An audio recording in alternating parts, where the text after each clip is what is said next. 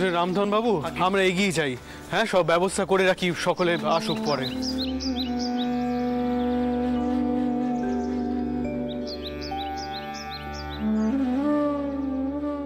আলো তো রয়েছে আমার নিজের ভিতরে, সেই আলোতে আমি সব দেখতে পাই। পারছো না সেই আলোর সন্ধান?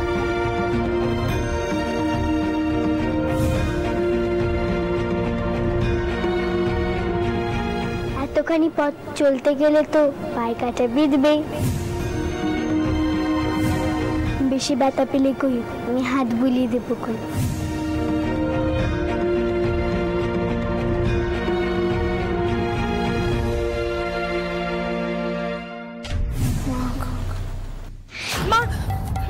কি হয়েছে? শরীর ঠিক আছে তো তোমার? সুস্থ আছো তো তুমি? হ্যাঁ ছোট কোকি, আমি সুস্থ হয়ে আছি। একটুখানি মাথাটা টলে গেছিল আর কি। জানো তো ছোট কোকি, আমার বারবার মনে হচ্ছে মা আমাদের কিছু বোঝাতে চাইছেন, কিছু এখানে ইঙ্গিত করতে চাইছেন। আমরা তা বুঝতে পারছি। মা, আমরা বরং কাশী পৌঁছেই আগে গুরুদেবের আশ্রমে যাব। ওখানে সব কথা তুমি গুরুদেবকে কয়ো। উনি নিশ্চয়ই কোনো দিশা দেখিয়ে দেবেন, আর এটাও বুঝিয়ে দেবেন যে আমাদের কেন এরকম অভিজ্ঞতা হলো। এখন আমরা বজরার দিকে এগোই। এসো। কি ব্যাপার মা, আপনার কোনো অসুবিধা হচ্ছে না তো? আপনি হাঁটতে পারছেন তো? দোলা আনার ব্যবস্থা করব?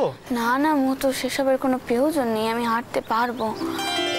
আসলে এমন একখানা অভিজ্ঞতা হলো যে। ক্ষমা করবেন মা, আমি জানি গতকাল রাতে একটা অদ্ভুত অভিজ্ঞতা হয়েছে আমাদের সকলের, কিন্তু মানুষের জীবনে কি এমন অদ্ভুত অভিজ্ঞতা হতে পারে না? হতে তো পারে, কিন্তু তাই বলে যে এতে ঈশ্বরের কোনো ভূমিকা আছে আমি মানতে পারছি না। আমায় ক্ষমা করবেন। হ্যাঁ, তবে একটা ঘটনা সত্যি আমাকে অবাক করেছে বটে। ডাকাতের দল এলো, কিন্তু তারা কিছু না করে এভাবে পালিয়ে গেল। জগদম্বার গায়ে যথেষ্ট গয়না ছিল, কিন্তু তারা কিছু না করে আবার ওদের একখানা অস্ত্র ফেলে দিয়ে চলে গেল কেন? এ আমি সত্যি বুঝতে পারছি না। তবে কোনো কিছু যুক্তি দিয়ে ব্যাখ্যা করতে পারবো না বলে এই ঈশ্বরের আশীর্বাদ এ আমি মানতে পারছি না। কিন্তু আমি তো জানি মতো এসবই মায়ের লীল। মাই আমাদেরকে বিপদ থেকে উদ্ধার করেছে। আমি যে মায়ের করুণায় বিহ্বল হয়ে পড়েছি মতো। এবার মানো মতো, এবার বিশ্বাস করো। আপনি আর কি করবেন মা? আপনার এই জামাই যে ঈশ্বরের প্রতি কোনোদিন বিশ্বাস করতে পারবে বলে মনে হয় না। যাই হোক, আপনারা ধীরে সুস্থে আসুন। আমি বজরার দিকে এগোই। শুধু তো ডাকাত নয়, এখানে চোরের উপদ্রব আছে। আমি এগোলাম। এসো।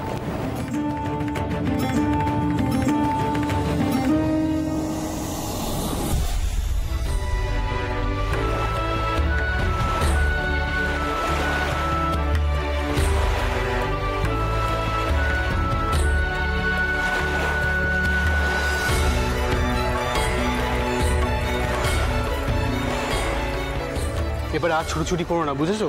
এখানে বসো, দেখি একটু বিশ্রাম করো। বসো বসো। এখন শরীর কেমন লাগছে? এখন আমার শরীর একদম ঠিক আছে। আপনি এত চিন্তা করবেন না তো। আসলে কি বলুন তো, কালকে নদীতে অত বড় বড় ঢেউ উঠছিল তো, তাতে আমার মাথা কানা ঘুরছিল আর পেটে পাক দিচ্ছিল। আর কিছু নয়, আপনাকে চিন্তা করতে হবে না, আমি একদম ঠিক আছি। সে তো বুঝতেই পারছি, গলা থেকে যে এত আওয়াজ বেরিয়েছে। কিন্তু শোনো, তুমি বিশ্রাম করো, অনেকটা পথ যেতে হবে। দাঁড়াও, তোমার খাবারের ব্যবস্থা করতে বলি। না না, আমি এখন কিছুতে মুখে দেবো না। আগে আমি মা অন্নপূর্ণার ঘটে পেন নাম জানাবো, তারপরে কিছু মুখে দেবো। আচ্ছা ঠিক আছে, যা করবে তাড়াতাড়ি করো। মা ঘরে গেছেন, বোধহয় এতক্ষণে শুয়েও পড়েছে। তাড়াতাড়ি করো। আচ্ছা, আপনাকে একটা কথা কইব। অবশ্যই এ কথা আপনাকে বলা আর না বলা সমান। তাও শুনি, তোমার মনের কথা শোনার মতো তো এখানে কেউ নেই। আমার মনে না বড় কটকা লাগছে জানেন তো। আমরা সকলে মিলে এভাবে মা অন্নপূর্ণা দামের জন্য তো যাত্রা করছি, কিন্তু এই যাত্রার মাঝে মা কালী এমন লীলে কেন দেখালেন কিছুই বুঝতে পারছি না। দেখো জগদম্বা, আমার কাছে মা কালী, মা অন্নপূর্ণা, মা জগদম্বা সবাই এক। তাই এই প্রশ্নের উত্তর আমার পক্ষে দেওয়া সম্ভব নয়। কি কইছেনটা কি আপনি? আপনি নয় ঠাকুর দেবতা মানেননি, এ আমি বুঝলুম, কিন্তু তাদের নিয়ে এভাবে আপনি ঠাট্টা করবেন? মা মা ক্ষমা করো মা, বড় ভুল হয়ে গেছে, ক্ষমা করো মা, মাফ করে দিও। আচ্ছা, কি আশ্চর্য, তীর্থযাত্রা করছি বলে আমি আমার স্ত্রীর সাথে একটু রঙ্গ তামাশা করতে পারবো না? এই কেমন কথা? হ্যাঁ, আপনি সত্যিই বুঝবেন না।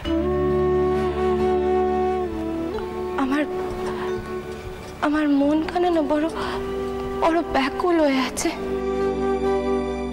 কালই মনে হচ্ছে আমাদের যাত্রায় একটা বড় বাধা পড়বে। আচ্ছা, আমরা কাশী পৌঁছতে পারবো তো? এই দেখো, কি থেকে কি চিন্তা এলো মাথায়। তোমাদের এই আশঙ্কা, কুডা, খটকা লাগা আমি কিছুতেই বুঝি না।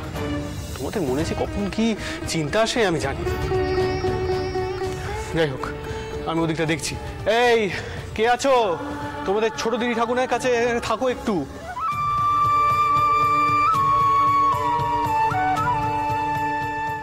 মা,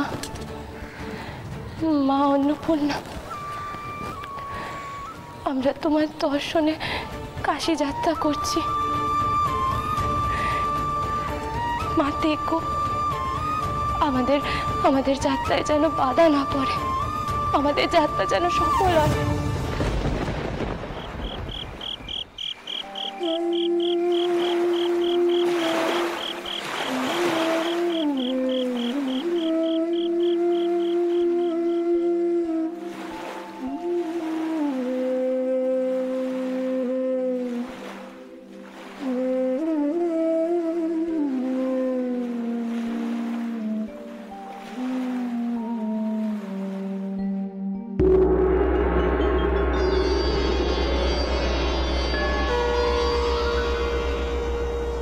রানী,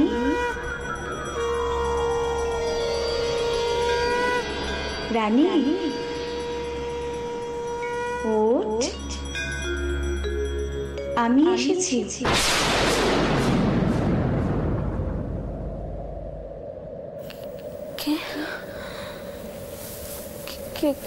কে ডাকলো আমার?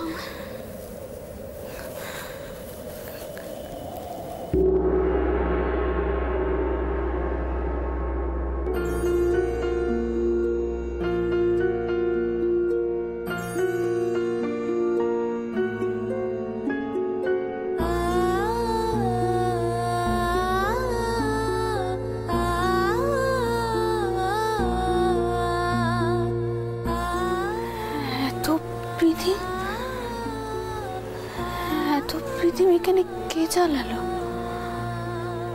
প্রীতিমগুলো কেমন যেন একখানা পথের ইঙ্গিত করছে।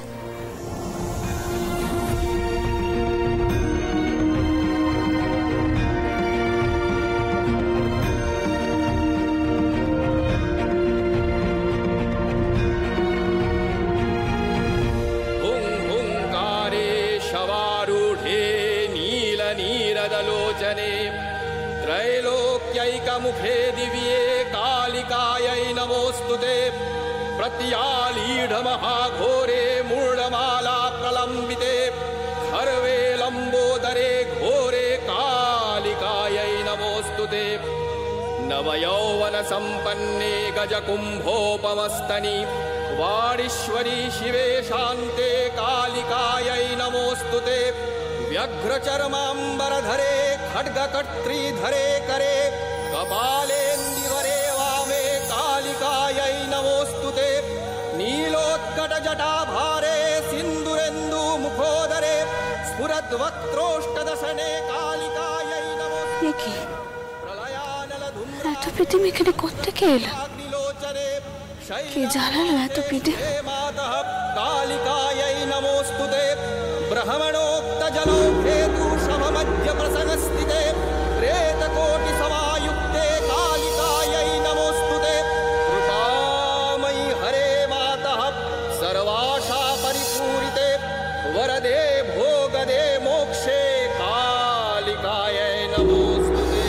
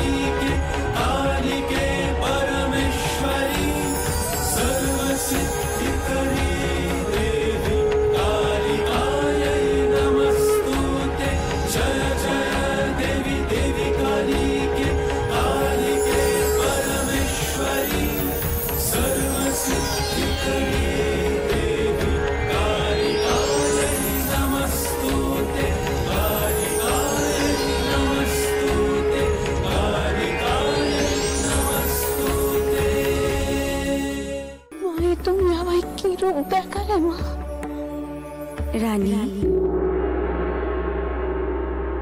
কোথায় চলেছিস আমার খোঁজে? আমি তো তোর কাছেই আছি, সর্বত্রই আমার বাস। কাশী যাবার কোনো প্রয়োজন নেই তোর। আমি এইখানেই আবির্ভূতা হতে চাই। এই ভাগীরথীর তীরে আমার মূর্তি প্রতিষ্ঠা কর। ওই মূর্তিতেই আবির্ভূতা হয়ে নিত্য পূজা গ্রহণ করব। আমার প্রসাদ গ্রহণ করে বহু দরিদ্র প্রাণে বাঁচবে।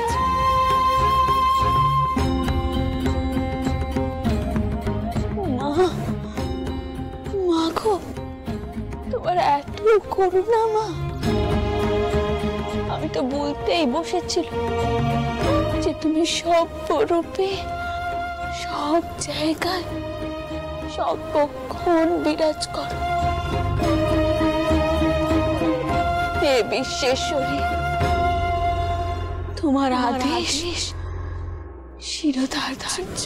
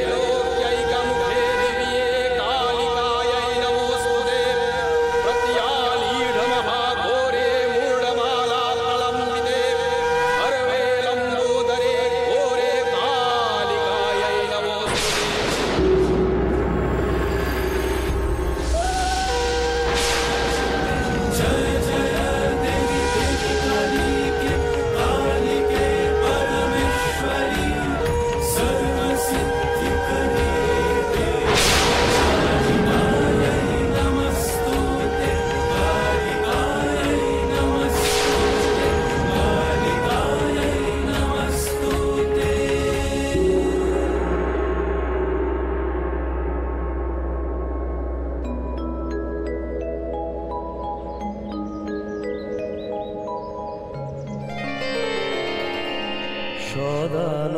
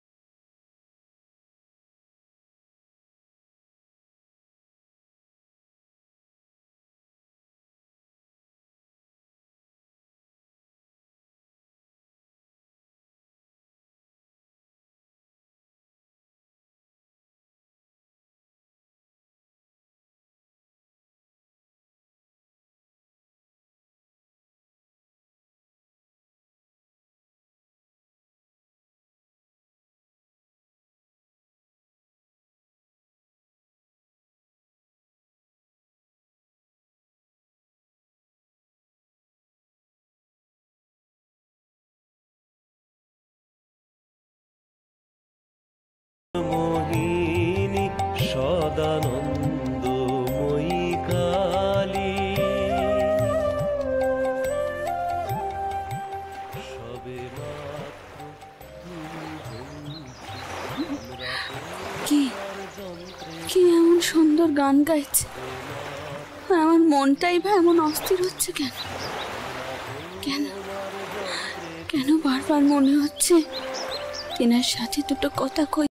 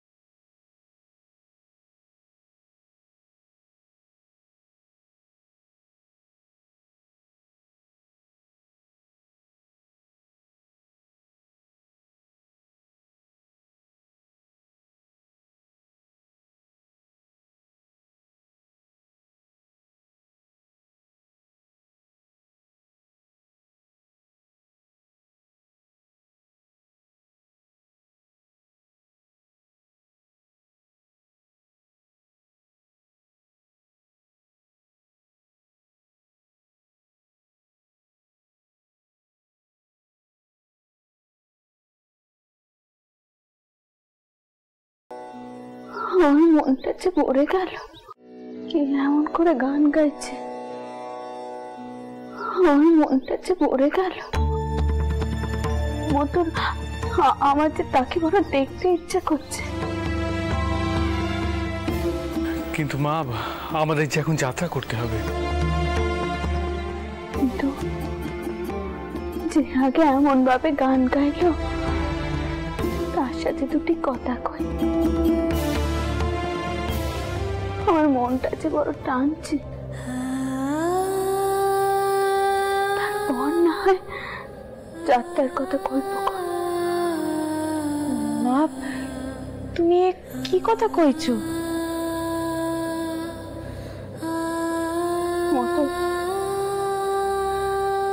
এক্ষুনি ডিঙির ব্যবস্থা কর। এক্ষুনি বাড়ি যেতে চাই। এক্ষুনি। বেশ মা, আপনি যখন চাইছেন তখন তাই হবে। মাঝি, মাঝি, মাঝি। মা, তোমার কি হয়েছে কও তো? তোমার কেমন যেন অন্যরকম লাগছে। সদানন্দময় কালী, মহাকালের মনমোহিনী, এই ভাগীরথীর তীরে আমার মূর্তি প্রতিষ্ঠা কর। ওই মূর্তিতেই আবির্ভূতা হয়ে নিত্য পূজা গ্রহণ করব আমি।